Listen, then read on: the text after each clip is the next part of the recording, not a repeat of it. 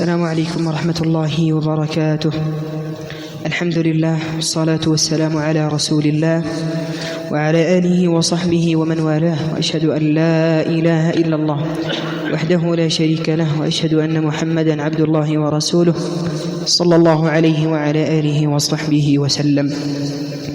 نواصل القراءة في سير الصحب الكرام رضوان الله تعالى عليهم، وضيفنا على هذه الصفحات هو السيد الشهيد الكبير الشأن علم المجاهدين أبو عبد الله ابن عم رسول الله صلى الله عليه وسلم، جعفر بن أبي طالب أخو علي بن أبي طالب، وهو أكبر من علي ب10 سنين. هاجر جعفر الهجرتين، وهاجر من الحبشة إلى المدينة، فوافى المسلمين وهم على خيبر إثر أخذها، يعني بعد أن افتتحوا خيبر وافتتحها المسلمون وهم راجعين من أرض خيبر فاتحين منتصرين، اجتمعوا في طريقهم بجعفر ومن هاجر معه إلى الحبشة.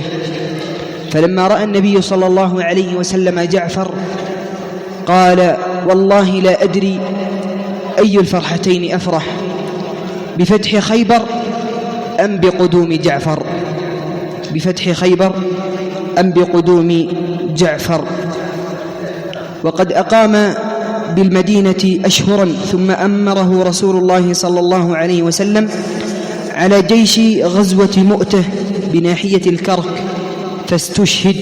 وقد سر رسول الله صلى الله عليه وسلم كثيرا بقدومه أي من الحبشة، وحزن لوفاته. نأخذ بعض فضائله.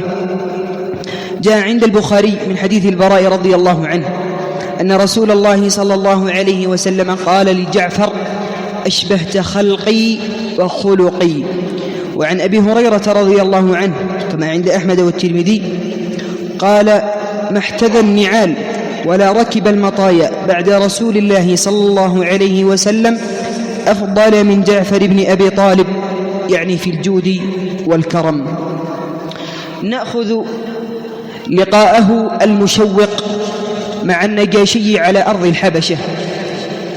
عن أم سلمة رضي الله عنها قالت: لما ضاقت علينا مكة وأوذي أصحاب رسول الله صلى الله عليه وسلم وفتنوا ورأوا ما يصيبهم من البلاء، وأن رسول الله صلى الله عليه وسلم لا يستطيع دفع ذلك عنهم، وكان هو في منعة من قومه وعمه، تقصد أبا طالب، لا يصل إليه شيء مما يكرهه مما ينال أصحابه، فقال لهم رسول الله صلى الله عليه وسلم، أي خاطب الصحابة، قال: إن بأرض الحبشة ملكا أو ملكا لا يظلم أحد عنده، فالحقوا ببلاده حتى يجعل الله لكم فرجا ومخرجا.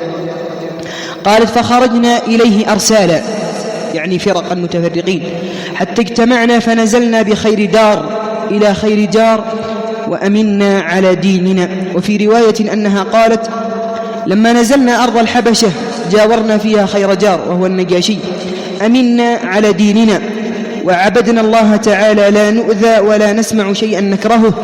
فلما بلغ ذلك قريشا ائتمروا بينهم أن يبعثوا إلى النجاشي فينا رجلين منهم جلدين، وأن يهدوا للنجاشي هدايا مما يستطرف من متاع مكة. وكان من أعجب ما يأتيه منها الأدم وهو الجلود، فحملوا له أدما كثيرا، ولم يتركوا من بطارقته بطريقا إلا أهدوا له هدية، أي من حاشيته. ثم بعثوا بذلك عبد الله بن أبي ربيعة وعمر بن العاص، وأمروهما بأمرهم، وقالوا لهما: ادفعا إلى كل بطريق هديته قبل أن تكلم النجاشي فيهم، ثم قدما إلى النجاشي هداياه، ثم سالاه أن يسلمهم إليكما قبل أن يكلمهم. قالت: فخرجنا حتى قدما على النجاشي، تقصد عبد الله بن أبي ربيعة وعمر بن العاص. قالت: حتى قدما على النجاشي ونحن عنده بخير دار وعنده خير جار، فلم يبق من بطارقته بطريق إلا دفع إليه هديته قبل أن يكلم النجاشي. وقال لكل بطريق منهم إنه قد ضوى إلى بلد الملك، أي قد لجأ وأتى إليكم ليلا إلى بلد الملك منا غلمان سفهاء فارقوا دين قومهم، يقصدون الصحابة، ولم يدخلوا في دينكم وجاءوا بدين مبتدع لا نعرفه نحن ولا أنتم، وقد بعثنا إلى الملك فيهم أشراف قومهم ليردوهم إليهم، فإذا كلمنا الملك فيهم فأشيروا عليه بأن يسلمهم إلينا ولا يكلمهم، فإن قومهم أعلى بهم عينا، يعني أبصر بهم وأعرف. لماذا قالوا أمروا الملك وأشيروا عليه بأن يسلمهم إلينا ولا يكلمهم؟ لأنهم يعلمون أنه إذا سألهم النجاشي فسيخبرونه بالدين الحق وسيصدق بذلك. قال فأشيروا عليه بأن يسلمهم إلينا ولا يكلمهم، فإن قومهم أعلى بهم عينا وأعلم بما عابوا عليه، فقالوا لهما نعم، ثم إنهما قدم هداياهما إلى النجاشي فقبلها منهما، ثم كلماه فقال له أيها الملك إنه قد ضوى إلى بلدك، أي جاء إليها، إنه قد ضوى إلى بلدك منا غلمان سفهاء فارقوا دين قومهم ولم يدخلوا في دينك، وجاءوا بدين ابتدعوه لا نعرفه نحن ولا أنت، وقد بعثنا إليك فيهم أشراف قومهم من آبائهم وأعمامهم وعشائرهم لتردهم إليهم، فهم أعلى بهم عينا وأعلم بما عابوا عليهم وعاتبوهم فيه. قالت أم سلمة ولم يكن شيء أبغض إلى عبد الله بن أبي ربيعة وعمرو بن العاص من أن يسمع النجاشي كلامنا، كان يكرهان ذلك لأنهما يعلمان أنه سيصدق بهذا. وهذه القصة التي لعمرو بن العاص قبل أن يسلم، وإلا فقد أسلم وحسن إسلامه رضي الله عنه وأرضاه. قالت فقالت بطارقته، يعني أصحاب النجاشي، فقالت بطارقته حوله صدق أيها الملك، قومهم أعلى بهم عينا وأعلم بما عابوا عليهم، فأسلمهم إليهما فليرداهما إلى بلادهم وقومهم. قالت فغضب النجاشي ثم قال لا الله إذن لا أسلمهم إليهما، ولا يكاد قوم جاوروني ونزلوا بلادي واختاروني على من سواي حتى أدعوهم فأسألهم عما يقول هذان في أمرهم، فإن كانوا كما يقولون أسلمتهم إليهما ورددتهم إلى قومهم، وإن كانوا على غير ذلك منعتهم منهما وأحسنت جوارهم ما جاوروني. قالت ثم أرسل إلى أصحاب رسول الله صلى الله عليه وسلم فدعاهم، فلما جاءهم رسوله اجتمعوا، ثم قال بعضهم لبعض ما تقولون للرجل، يقصدون النجاشي، إذا جئتموه؟ قالوا نقول والله ما علمنا وما أمرنا به نبينا صلى الله عليه وسلم كائنا في ذلك ما هو كائن. فلما جاءوا وقد دعا النجاشي أساقفته، والأساقفة هم علماء النصارى الذين يقيمون لهم دينهم. قال ثم دعا أساقفته فنشروا مصاحفهم حوله، ثم سألهم النجاشي فقال لهم ما هذا الدين الذي قد فارقتم به قومكم ولم تدخلوا به في ديني ولا في دين أحد من هذه الملل؟ قالت فكان الذي كلمه جعفر بن أبي طالب رضوان الله على جعفر، فقال أيها الملك، اسمعوا إلى دقة العبارة وصدق المنهج.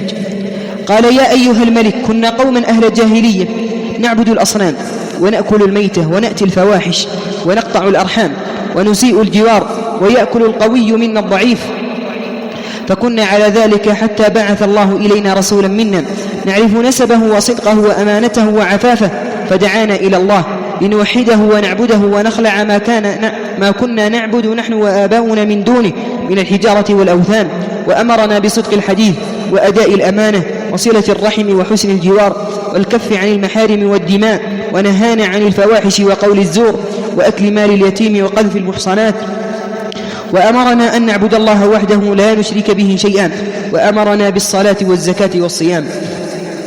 قالت فعدد عليه أمور الإسلام فصدقناه.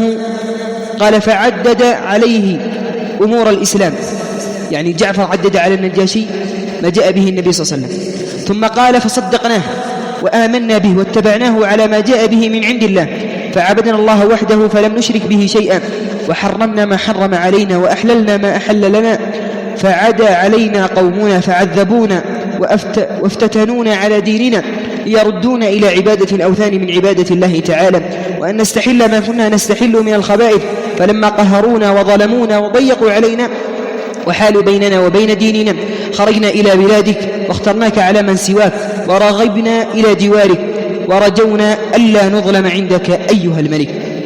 قالت: فقال له النجاشي، يعني نجاشي يخاطب جعفر: هل معك مما جاء به عن الله، يقصد النبي صلى الله عليه وسلم، من شيء؟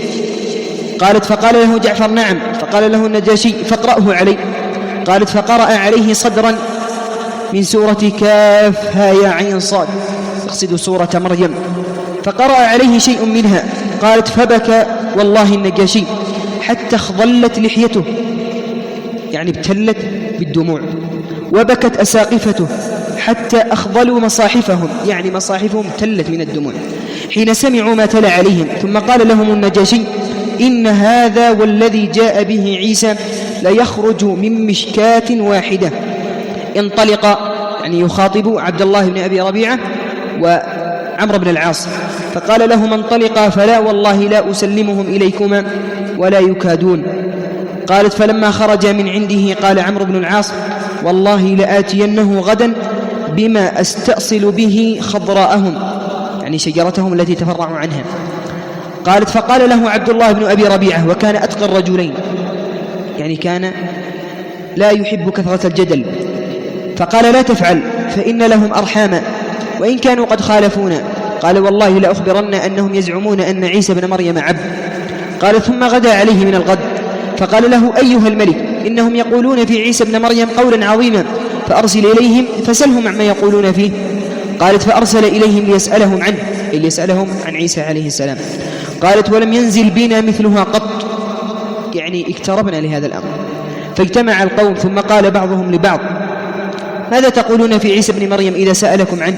قالوا: نقول والله ما قال الله وما جاءنا به نبينا، كائنا من ذلك ما هو كائن. هذا إن دل فإنما يدل على عزة الإسلام. قالت: فلما دخلوا عليه قال لهم: ماذا تقولون في عيسى بن مريم؟ قالت: فقال جعفر بن أبي طالب: نقول فيه الذي جاءنا به نبينا صلى الله عليه وسلم، هو عبد الله ورسوله وروحه وكلمته ألقاها إلى مريم العذراء البتول. قال: فضرب النجاشي بيده إلى الأرض فأخذ منها عودا ثم قال: والله ما عاد عيسى بن مريم ما قلت هذا العود، يعني لم تزد ولم تنقص في حقه. قالت: فتناخرت، يعني تكلمت وكأنه كلام غضب ونفور، فتناخرت بطارغته حوله حين قال ما قال، فقال: وإن نخرتم والله اذهبوا فأنتم شيوم بأرضي، والشيوم أي الآمنون، من سبكم غرم. ثم قال: من سبكم قرم. ثم قال: من سبكم غرم، ما أحب أن لي دبرا من ذهب وأني آذيت رجلا منكم، يعني يقصد بهذا الكلام الصحابة رضي الله عنهم. قال ابن هشام رحمه الله تعالى: وهذا إن دل فإنما يدل على أن الداعية يكون لا بد عليه أن يجيد عرض الإسلام ويراعي الأدب في الحوار، وما أحوج الإسلام اليوم إلى دعاة من هذا النوع المبارك أمثال جعفر بن أبي طالب. فالإسلام قضية عادلة بيد أنها وقعت بين أيدي محاملين فاشلين، وكثيرا ما نسمع من يخرج عن هذا الدين ويرتد عن الإسلام، ونسأل الله عز وجل أن يثبتنا على دينه حتى نلقاه، ونكمل بقية سيرته رضي الله عنه في الدرس القادم. إلى هنا، سبحانك اللهم وبحمدك، أشهد أن لا إله إلا أنت، أستغفرك وأتوب إليك، وجزاكم الله خيرا.